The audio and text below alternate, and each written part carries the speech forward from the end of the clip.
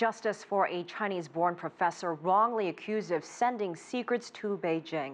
Professor Xi Xiaoxing was chairman of the physics department at Temple University in Pennsylvania until his arrest 5 months ago. Now, all the charges have been dropped, and he's been telling his story here in Washington, D.C. My colleague Nathan King was there. Nathan, just a crazy story. What more can you tell us? Yeah, we're used to the sort of headlines on cybersecurity and espionage, aren't we? But this is a really emotional case where someone is stripped of their title and their professionalism and their dignity. And it's not just Dr. Xi, but also another Chinese-born American. Obviously, Xi Xiaoxing and Sherry Chen had never met, but now they are united in tears. When I was brought out of the door, I turned to look at my wife and my daughters. Both were accused of the U.S. government with jobs and faced decades innocent. We have suffered, let's say, professionally. I was not able to do my job that the American taxpayer entrusts me to do, right? Doing research, great research. And mentally, psychologically, even physically, and financially. As chairman of the physics department at Temple University in Pennsylvania, Professor Xi was led away in handcuffs back in May, accused of sharing the secrets of a sophisticated heater with Chinese colleagues. Turns out, prosecutors got their science wrong.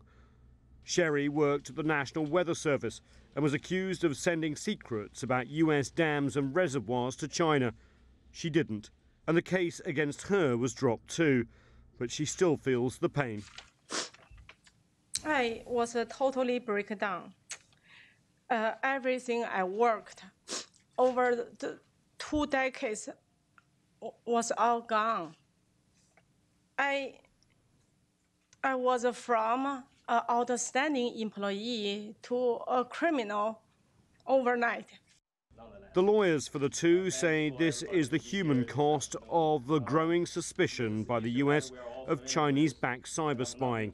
In these cases, they say, there was a rush to judgment.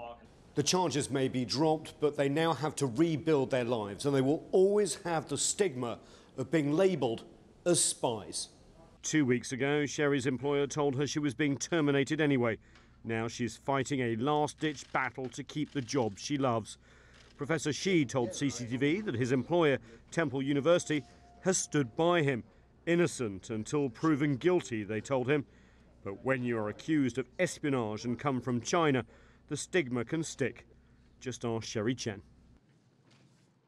You know, the lawyers in this case, Elaine, were saying, had they been from France or the UK, this probably wouldn't get this far. And Asian Americans can suffer through this because what professions do they go into? Quite a lot. It's science, technology, engineering, mathematics. They are disproportionately there. And with the climate in Washington and Beijing about cybersecurity and espionage, we all see the headlines, obviously, but this is real human suffering. So when prosecutors get it wrong, you end up with cases like this. Well, as you mentioned, we saw the suffering. Dr. Xi talked about the cost to his life and their lives. What recourse, if any, do they have against the charges that were leveled, that were later dropped? I mean, do they have any recourse against the U.S. government? Well, at the moment, they're still waiting to hear whether there might be other charges as well. You know, they've dropped one case, but they might be able to bring another. And Sherry Chen's been very worried about that. Dr. Xi has as well. It looks like that's not going to happen, but that never happens with the US Justice Department. You never get full clear. Now, Temple University have stuck behind Dr. Xi, less so with the Weather Service, as we mentioned in the report, with Sherry Chen. So she's really anxious that she wants to keep her job because she was passionate about the weather, water, and that actually led her to share with her Chinese colleagues her passion and contacts, and that was completely misinterpreted. Her career derailed for now. Nathan King, thank you so much. Thanks.